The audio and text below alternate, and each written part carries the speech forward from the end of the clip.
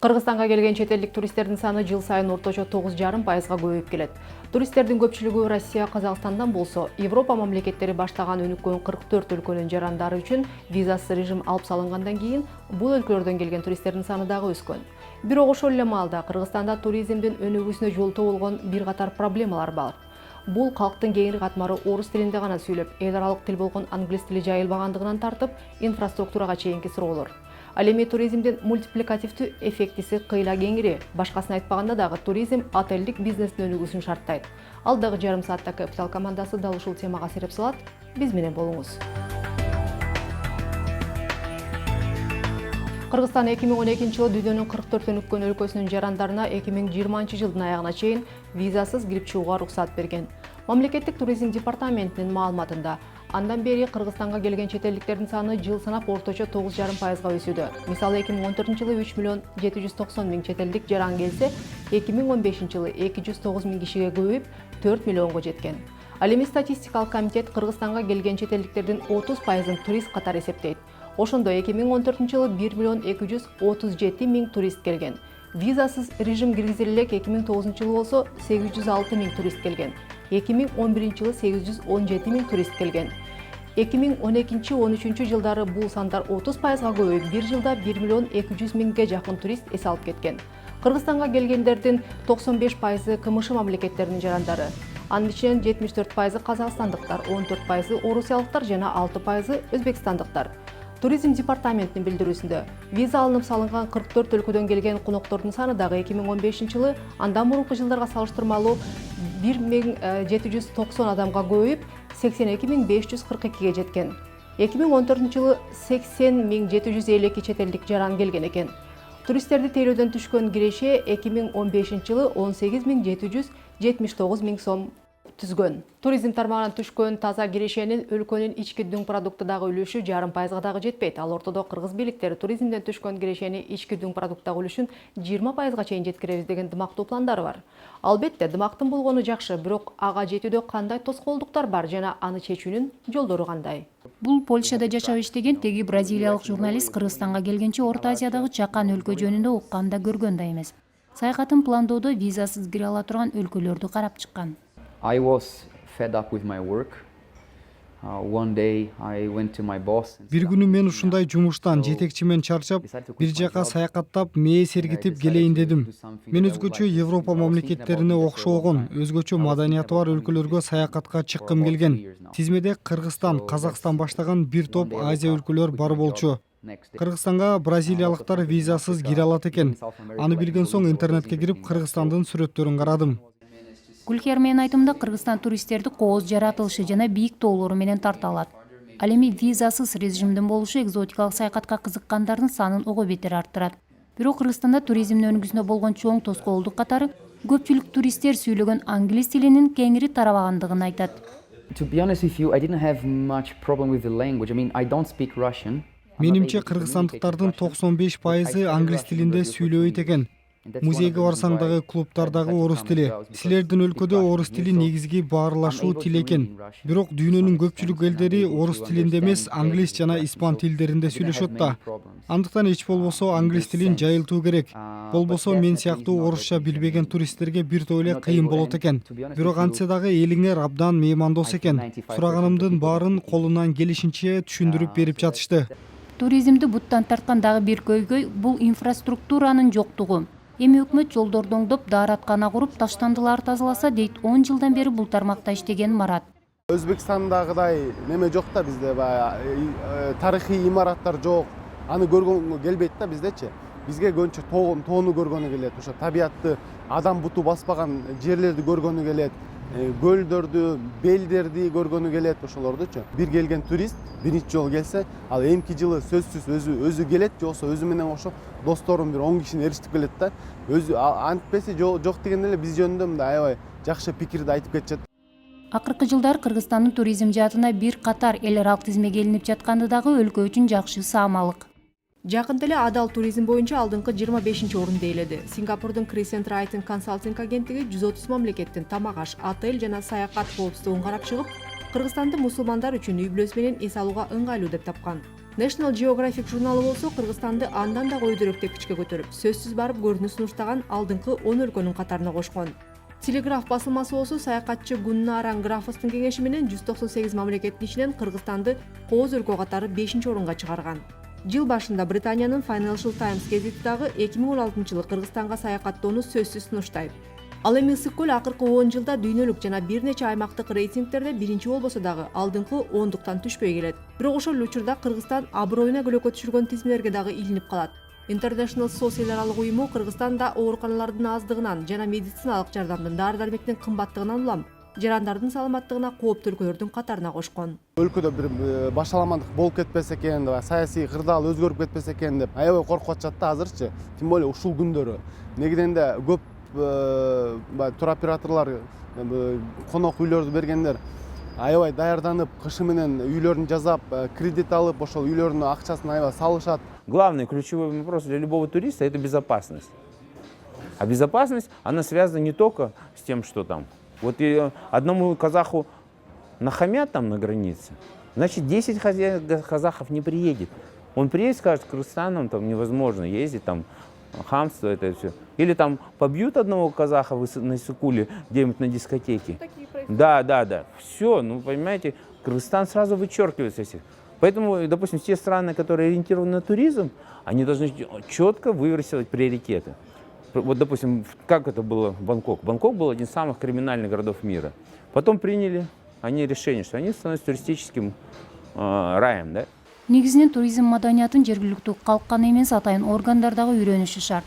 Себеби көп учурда көчөдөгү тартип сакчылары жана жергиликтүү бийлик органдары терс мамиле кылып чочутканы бар. Вот, допустим, в тем же отеле можно ввести простой налог, туристический налог, как есть там во многих туристических странах. Допустим, ежедневно туристский платит там в отеле $1. И который, да, ну типа да, и этот налог попадает конкретно в муниципалитет этого района, там, да, как бы вот напрямую. И образно говоря, вот там, допустим, вот у нас сколько конфликтов на Иссыкуле происходит, когда Аил Ахматович не любит там пансионат, да?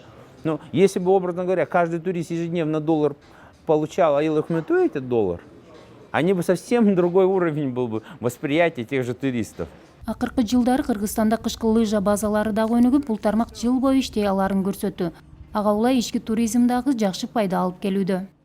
Өнүккөн өлкөлөрдүн жарандары үчүн виза режимин алып салуу демилгесин бизнес көтөрүп, ушул тапта анын жемишин бүтүндөй өлкө экономикасы көрүүдө.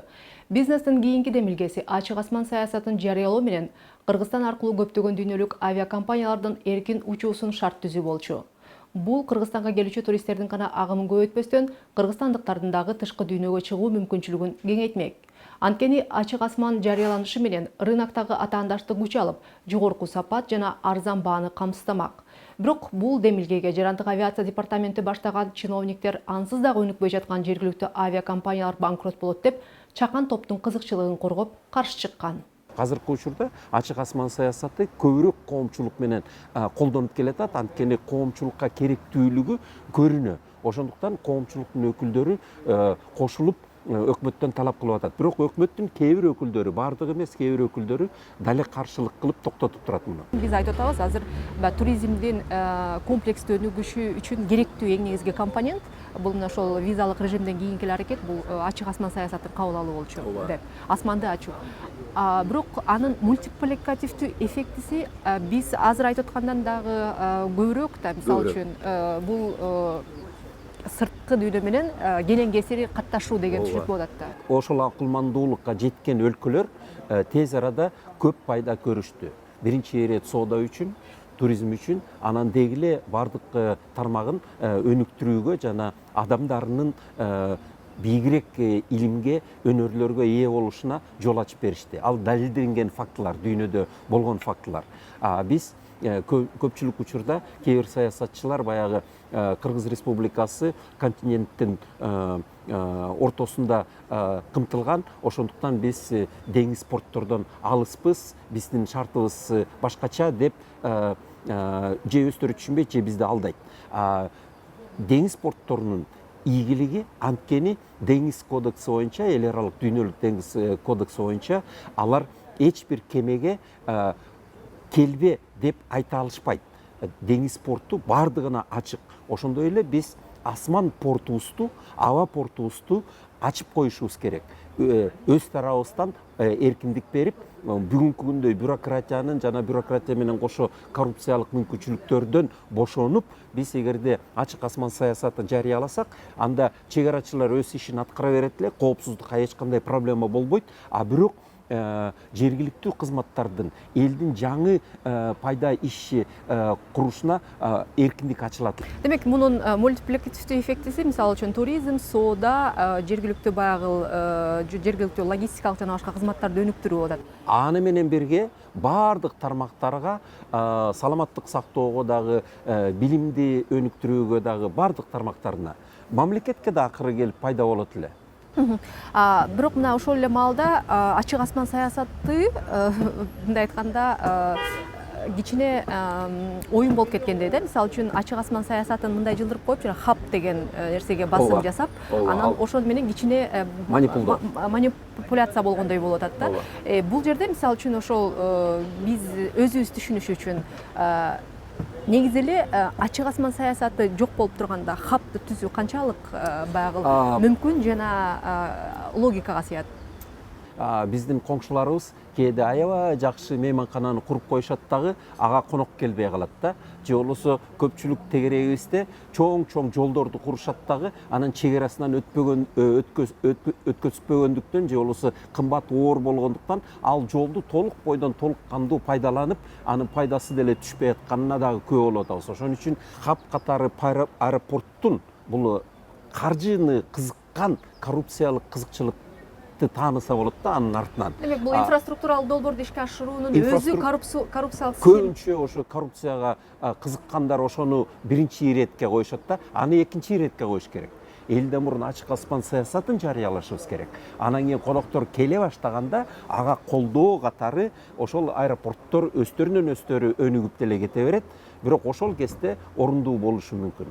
Бул жерде мисалы үчүн мындай башаламандык түшүнбөстүктөн болушу мүмкүнбү, же жанагы коррупциялык кызыкчылыктардын кагылышынан улам болушу мүмкүнбү? Коррупциялык кызыкчылык биринчи орунда элдин түшүнбөстүгүн пайдаланып, элди кулдукта кармап, элди маалыматтан чектеп, элдин оюн буруп, анан бийликтин пайдасын тапкан коррупциялык топтордун иши. Бүгүнкү күндө мына ошол ачык асман саясатын башынан эле муну сиз баштаган, мисалы үчүн бизнес коомчулук көтөрүп чыкканда, бүгүнкү күндө бул демилге кайсыл этапта турат жана анын келечеги кандай болушу мүмкүн деген кандайдыр бир анализдер барбы? Бүгүнкү күндө активдүү каршылык көрсөткөндөр бул жарандык aviation agency'si жана транспорт министрлиги жана бизге отурукташып калган, бул жерден пайда таап аткан айр компаниялар. Алар биргелешип алып, өздөрүнүн кызыкчылыгын коргоп, жана ведомстволук жана мүмкүн коррупциялык жана өздөрүнүн башкаларды жолотпой, өздөрүнүн таап аткан экономикалык пайдасын коргоп, ошол чечимди четке кагып, же болбосо манипулдоп, биз ачык асман саясатын жарыялоого даярбыз деп айтып жарыялап, бирок иш жүзүндө механизмдерин мурдакыдай эле сактап калууга аракеттерин үзбөй атышат. Мисалы үчүн биздин авиарынокто буга чейин өтө чоң монополизацияны байкап келгенбиз да. И бүгүнкү күндө деле ошол бар. Бирок Кыргызстан өзү эркин экономикалык шартта деп өзүн белгилегенден кийин өкмөт мисалы үчүн ошол монополиялык көрүнүштөрдү жок кылууга кызыктар болуш керек да биринчи кезекте. Эгерде бийликтегилер өздөрүнүн ошол бизнестер менен байланыштары жок болсо, же болбосо байланыштарын четке каккысы келсе, бүгүнкү күндө ошол бийликтегилердин арасында кызыкчылыктары бар мүмкүн болушу мүмкүн. Демек, бул жерде кайра эле келип эле монополия менен коррупциянын баягы айкалышы болуп калып атабы? Сөзсүз түрдө. Анан мисалы үчүн жанагы жарандык авиация буга чейин каршы чыкканда, алардын эң негизги белгилеген нерсеси, эгер биз асманыбызды ачып салсак, анда биздин авиация тармагы өнүкпөй калат деген да. Бирок экономиканын мыйзамында мисалы үчүн бааны түшүрүү менен элге жеткиликтүү шарт түзүп берүү деген мыйзам бар да. Биринчиден ал аргумент ушул бүгүнкү күндө эчтеке кылбай ушул шарттан пайда табуу күчтүн аргументи. Бирок биз билгендей, анан биз түшүнгөндөй, биз ишенгендей, кайрадан биздин жергиликтүү айыр компаниялардын жаңы инновативдүү болуп, жаңы күчтөрдү топтоп, жаңы мүмкүнчүлүктөрү пайда болуп, көбөйүп өнүгүүсүнө жол ачылат. Бул биринчиден. Экинчиден, биз ошол бүгүнкү шарттагы турган 4 авиакомпанияны коргоп, анан бүт өлкөнүн экономикасын курмандыкка түртпөшүбүз Бул керек. жасалма колдоо болот атты. Жасалма колдоо. Туристтерди тартууда атайын тасмалар жана роликтер дагы орчундуу роль ойнойт. Адамдар чет өлкөгө барардан мурда ал элдин маданиятына, тарыхына кызыгышат. Андыктан эл аралык фестивалдарда жеңүүчү аталган кыргыз тасмаларынын арасында Кыргызстанды терс жагынан көрсөтүп, туристтерди чоочуткандар дагы бар. Туризм тармагындагы адистер көпчүлүк өлкөлөрдө көрсөтүлгөн Курманжан датка сыяктуу тарыхый тасмаларды көбүрөөк тартуу зарылдыгын айтышат. Аларда Швейцарияда Кыргызстан тууралуу Надин Боллердин тасмасы көрсөтүлүүдө. Эркайым аттуу даректүү тасманы турист Надин Боллер Баткен жана Нарын областарына болгон саякатынан кийин тарткан. Надин Швейцарияда жашайт. Алыскы бейтаныш өлкөлөрдү кыдырып, өздүк сүрөт, видео чогултат. Өзгөчөлөп Кыргызстанды белгилейт. Ала тоого атайлап барып, жарым жыл боз үйдө жашап келген. Катаал аба ырайы, жөнөкөй эмес тиричиликтен да коркпогон Надин кыргыз тилин чукул арада үйрөнүп, эми оюн кыйналбай жеткире алат. Кыргыздар карапайым киши экен, аябай меймандостуу, жакшы киши экен. Мага аябай жагат. Алардын мааниси жакшы экен.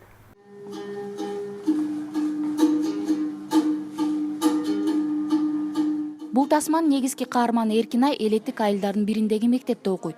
Күнүмдүк тиричилиги башка тең туштарынан айырмаланбайт. Мектептен тышкары бош убактысын ата-энесине жардам берип өткөрөт. Жайкы каникулунда үйдөгүлөр менен жайлоого кетет. Ушундай күндөрүн биринде ал капыстан чет өлкөлүк турист кыз менен таанышып калат. Мектептен алган англис тил деңгээли маектешүүгө жардам берген. Биякта көп киши Кыргызстан тааныбайт. Же Кыргызстан Афганистандан жакын экен, анткени согуш бар, бирок бул туура эмес. Менин фильмде мен кыргыздын салттары, колдору жаратылышы, чабандары көрсөттүм. Документалдуу тасма европалык мектеп окуучуларына арналат. Максаты ата-эне менен балдардын ортосундагы мамиле, тарбия жана эмгекке үйрөтүү. Жарым саатка жетпеген тасманы бир топ киши каржылаган. Алардын арасында Кыргызстанда мурда болуп кеткендер да бар. Даректүү тасманы тартуу үчүн Надин бир нече ирет Кыргызстанга келип кеткен. Менин дарегиме Надинден кат келген. Анда Кыргызстан деген өлкөгө барат элем. Максатым тасма тартуу деп өтүнгөн. Өзүм Кыргызстанда 2000-жылдардын башында бир конференцияда болгон элем. Ойлонуп көрүп, эмнеге болбосун деп макулдугумду бердим. Европалыктарды дайым алыс жайгашкан, кооз, тарыхы бай өлкөлөр кызыктырат эмеспи? Менин ишеничим макталды. Эң жөнөкөй нукура жашоону көрө алдым. Эмоциям толуп ашып жатат. Албетте, мындай тасмалар Кыргызстан үчүн чоң жарнак болуп жатпайбы? Кыргызстандан алынып келинген курут, мейис, жаңгак жана кыргыз калпактары жабык эшик артында өткөн алгачкы көрсөтүүдө чоң кызыгуу жаратты. Суроо жооптор көп болуп, кызыккандар келечекте саякаттап келүү ниетин билдирип жатышты. Кыргызстанды өзгөчө өлкө катары баалаган Надиндин аз күндө Кыргызстан тууралуу дагы бир жаңы башка иши чыгуу алдында турат. Эркинай документалдуу тасмасы ушу Германиядагы белгилүү ири деген телекомпаниялар тарабынан сатып алынып, 2017-жылы Германиянын бир топ шаарларында көрсөтүлмөкчү. Ал эми Швейцариянын дагы бир топ телекомпаниялары кызыктар экенин билдиришти. Жакынкы арада ушул тасма Европадагы белгилүү фестиваль же сынактарга кетмекчи. Ал эми Кыргызстанды көрүүчүлөр бул тасма кыргыз тилине толугу менен которулгандан кийин көрө алышмакчы. Туризмдин мультипликативдүү эффектиси кыйла кеңири. Башкасын айтпаганда дагы туризм отелдик бизнестин өнүгүүсүн шарттайт. Статкомдун маалыматында 2015-жылы мейманканалар өткөн жылга салыштырмалуу 1 миллиард 900 миллион сомго же 7,4%га көп киреше тапкан. Кризис азырынча мейманкана бизнесине өзгөчө таасир бере элек. Анын бир себеби Бишкектеги отелдердин кардарлары экономикасы оор абалга кептелген кымышдан эмес, көбүнесе Европа, АКШ жана Азия мамлекеттеринен келгендиктен саны азайган жок. Бишкектеги мейманканалардын азыркы экономикалык абалы менен кесиптешим Жазгүл Масалиева таанышып келди. Бул көп кабаттуу үйдөгү батир сыртынан да ичинен да мейманканага окшойт. Анткени менен отелдин чакан түрү. Мындай хостелдердин алгачкысы 3 жыл мурда пайда болсо, учурда Бишкекте эле 20дан ашык. Жайында жакшы сезон башталат, киши көбүрөөк келет. Кышында сезон кичине азыраак. Бир күнүнө бир 5-4 ушундай келип калат да. Биз жөнүндө Booking.com'дон, Hostelworld'дон билет, ал бул мировой сайттарда. Кээ бирлери бар, достордун аркылуу билишет да бизденчи. Арзандыгына да карашат. Анан кээ бирлери бар, эми колунда бар кишилер көбүнчө арзандыгына карабай, биякта көп кишилер досторун талашат да. Бияктан уже келген туристтер дос болуп калышат. Хостел бул жөн гана түнөк эмес, бул баарлашуу, пикир алышуу, маданиятты таануу, тилди үйрөнүү десек да болот. Шашылыш жумуш менен эмес, мисалы Кыргызстан менен таанышууга келген чет элдик жарандар хостелди тандашат. Жогорку деңгээлдеги шарт жана мыкты тейлөөнү каалагандар үчүн өлкөдө таңдоо жетиштүү. Кыргызстанда 216 отель бар. Анын 40% Бишкекте жайгашкан. Ордо калаадагы отелдер бир жылда 500 000 кишини кабыл ала алышат. Учурда дагы 2 эл аралык жана 2 жергиликтүү отель ишке киришкени турат. Рыноктогу атаандаштыкка туруштук бериш үчүн жаңы мейманканалар өзгөчө жолдорду издөөдө. Азыр дүйнөдө в целом green концепциясы, go green деп коет. Ошол баягы ылдам өнүккөн нерселер болгон үчүн, халал концепциясы боюнча дагы мисалы чоң келечеги кенен дегенде келатат. Ошон үчүн биздин отелде, например, Go Green бүт баары аты деле Green City деп концепцияны катуу кармалабыз. Намазкана адал продукция бул отелдин кардарларынын калоосуна жараша кошумча сунушу. Ал эми спирттик ичимдик жана тамеки чегүүгө кескин тыюу салынат. Туристтер, туризм дегенде баягы спортивный туризм бар, горный туризм, түрдүү туризмдердин бизде дагы туризм өнүккөнүнө байланыштуу отелдердин дагы клиенттери, ошол коноктору тармактуу болуп өнүгүп келе жатат да. Спрос өскөн сайын отелдер дагы өздөрүнүн предложениялерин өнүктүрүп атат. Жергиликтүү отелдердин көпчүлүгү өзүн жылдызга байлагысы келбейт. Алардын айтымында бул белгилүү эл аралык отелдердин ич ара келишими. Өлкөдө бир гана Хаят 5 жылдыздуу болуп эсептелет. 14 отель 4 жылдыздуу жана бирөөндө эле эл аралык макамы бар. 1 жылдыздуу делген отелдердин номерлары 8-10 чарчы метр. Негизинен 2-3-4 орундуу болуп, бир жумада бир жыйналат. 2 жылдыздуу отелге талаптар 1 жылдыздагыдай. Мында бөлмөлөр 10-12 чарчы метрлик болуп, күн сайын жыйналат. Үй бүлөлүк 1 кишилик даараткана менен ваннасы бар номерлары болот. 3 жылдыздуу отелдердин бөлмөлөрү 14-16 чарчы метрлик. Телевизор менен мини-бар же муздаткыч, ошондой эле стол жана стулдары жетиштүү түрдө болушу керек. 4 жылдыздуулардын ар бир бөлмөсү кеминде 20 чарчы метр келип, номерлары 2 бөлмөдөн турат. Номурда 3 жылдыздуу отелдеги шарттардан сырткары сейф болот. Спа салондор, бир нече бар, ресторандар, конференц зал, кир жууй турган үтүктөө жана тазалоо кызматтары сунушталат. 5 жылдыздуу отелдер булар люкс деңгээлиндеги мейманканалар. Номурга кечки тамак, таксиге чакыруу, валюта алмаштыруу сыяктуу кызматтары, атайын кызматкерлер менен бирге бир нече бөлмөлүү апартаменттер, жеке бассейн жана вилла сунушталат.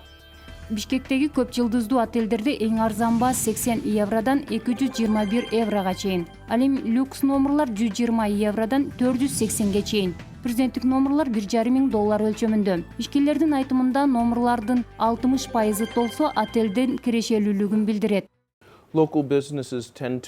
Кыргызстанда адистер дагы жок. Биз отель ачар алдында жакшы адистерди таба албай кыйналдык. Кыргызстандагы кызматкерлерди Дубайдагы аймактык бөлүмдө атайын окуудан өткөрдүк. Бишкекте бир эле университет талапка жооп бере алган туризм, мейманкана жаатында адистерди даярдай алат экен. Эл аралык ишкерлердин айтымында Бишкекте отелдердин саны ашыкча. Андыктан курулуштун сапатына катуу талап коюлса, сандан сапатка өтмөк. Кыргыз өкмөтү ачык асман боюнча келишимди ишке ашыруун тездетсе жакшы болмок. Ал келишимди ишке ашырган өлкөлөрдө туристтердин саны 30%га көбөйдү.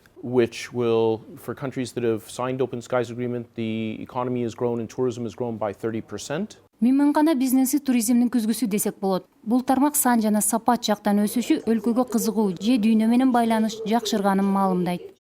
Бизнестин ар кыл тармактары боюнча мыктыларды аныктаган Forbes журналы Швейцариянын Bulbo Rivage Palace отелин дүйнөдөгү 20 мыкты мейманкананын катарына кошкон. 150 жылдык тарыхы бар бул отелдин атактуу коноктору Тина Тернер, Нельсон Мандела баштаган дүйнөлүк жылдыздар жана өлкө башчылары. Швейцариядагы кесиптешим Манат Сулайманова капиталдын көрүүчүлөрүн дал ушул атактуу отелге саякатка чакырат. Швейцарияга туристтер көп келет. Кышында Альпыны багындырып лыжа тебишсе, жылуу маалда кооз шарларды кыдырышат. Туристтердин жоон тобун европалыктар баштаса, россиялык олигархтар кем калбайт. Андан ары кытайлык ишкерлер деле тапкан каражатын Швейцарияда оңой калтырышат. Экономикасы туруктуу, кымбат өлкөдө акчасын чачып, эркелеп эс алууну каалагандарга кымбат мейманкана, ресторандар көп. 5 жылдызга татыктуу Bulbo Rivage Palace 1,5 кылымдан бери токтобой иштеп келет. Donc voilà, je vais vous montrer une junior suite. On est ici dans l'aile Palace. Voilà. On ouvre ici. Je vous en prie. Voilà, donc là on est dans une chambre qui a Мен сиздерди алгачкы бөлмө менен тааныштырайын. Тамдын түсү, журкан төшөктүн, керек болсо эшик терезенин дагы түсү бирдей. Тынч, бейгапар атмосфера сакталыш керек. Эң негизгиси терезе ачылганда көл көрүнүп, адамга жагымдуу сезим тартуулаш керек. Мен деген стилистер менен иштедик. Киргенде эле мен Швейцариядамын. Кандай сонун деген сезим пайда болуш керек. 3 түнгө мындай бөлмө $1,500 турат. Сиздер көрүп жаткан дал ушул бөлмө президенттик люкс бөлмө деп аталат экен. Анын себеби ушул атактуу инсандар келип дал ушул бөлмөнү бир түнгө ижарага алышчу экен. Алардын ошол атактуу инсандардын арасында Виктор Юго, Нельсон Мандела, Тина Тернер дагы бар экен. Айта кетсек, маалымат катары ушул бөлмө бир түнгө 7500 франк турат. 7500 франк же башкача айтканда 565 000 сомго бөлмөнүн ижарасы эле кирет. Калган кызмат өзүнчө акы. Биз алдын ала сүйлөшкөн үчүн бул бөлмө бүгүн бош. Бирок 70-80% дайым кимдир бирөө жайгашат экен. Мейманканадагы 168 бөлмөнүн көбү люкс классына жооп берет. 4 кабат отелде 4000 кызматкер күнү түнү майрам дем алыш күнгө карабай иштейт. Эски имаратка улап жаңысы курулган. Бирок отелдин баштапкы келбетин калтырдык. Керек болсо терезе парда, тамдын боорундагы жасалгага чейин сакталган. Килем, чырак баары мурдагыдай ордунда турат. Көлдү карап, кофе, чай ичип эс алса болот. Карасаңыз, эшикте кыш, бирок баары жапжашыл. Ар кайсыл чөйрөдөгү мыктыларды жыл сайын Forbes журналы аныктап келет. Дүйнө жүзү боюнча 20 мыкты мейманкананын катарында Швейцариядагы Bulbo Rivage Palace да бар. Мындай баага туруктуулугу көп учурда обу жок эркек кардарларга чыдап, көрсөткөн кызмат үчүн татыган. Алардын көбү эркелесе деле ыраазылыгын билдирип, мейманкананын атактуулар жыйында өздүк колу менен сүрөтүн калтырып кетишкен.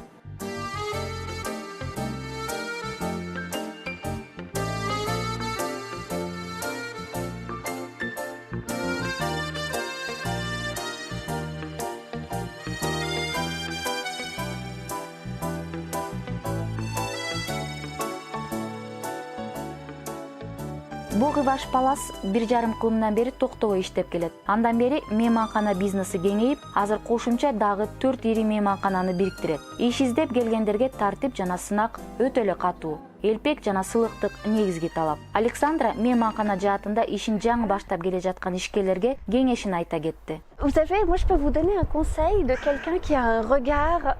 Бир түнгө болсо дагы келген адамдын мүнөзүн, ал келген өлкөнүн маданиятын сыйлаш керек. Ошол эле учурда биздин өлкөнүн дагы маданияты менен тааныштырабыз. Меймандар сыйлоо чын көңүлдөн экенин сезиш керек. Анткени бир жолу келип эс алып кеткен конок кайра кайтып келгени биз үчүн чоң сыймык. Кайра кайтып келсе, демек биз кардардын талабына жооп бере алдык. Абдан эрке коноктор да бар. Алар менен тил табышу зарыл. Канчалык эрке болсо дагы ал бизди гана тандап алды. Демек сыймыктанабыз. Швейцарияда 5 жылдызга ээ болгон бир нече мейманкана бар. Эл аралык талап боюнча босогодон баштап бөлмө, көрсөткөн кызмат, ресторан, ашкана, спа, бассейн, балдар керек болсо ит мышыктар үчүн парктан бери жогорку деңгээлде болушу зарыл. Курорт көп жайгашкан Швейцариянын бир эле Зерматында 380 мейманкана болсо, анын жарымы 5 жылдыз алган. Бул Капитал командасы даярдаган аптанын экономикалык обзору болду. Капиталдын орусча чыгарылышы менен 4-күнү кечки саат 8:25 кесиптешим Айсулу Текинбаева тааныштырат. Өткөрүп жибербеңиз. Ошондой эле экономика, бизнес, финанс темаларында кызыктуу макалалар 3W Capital Capital KG сайтында. Баш багын унутпаңыз. Ишиңизге ийгилик.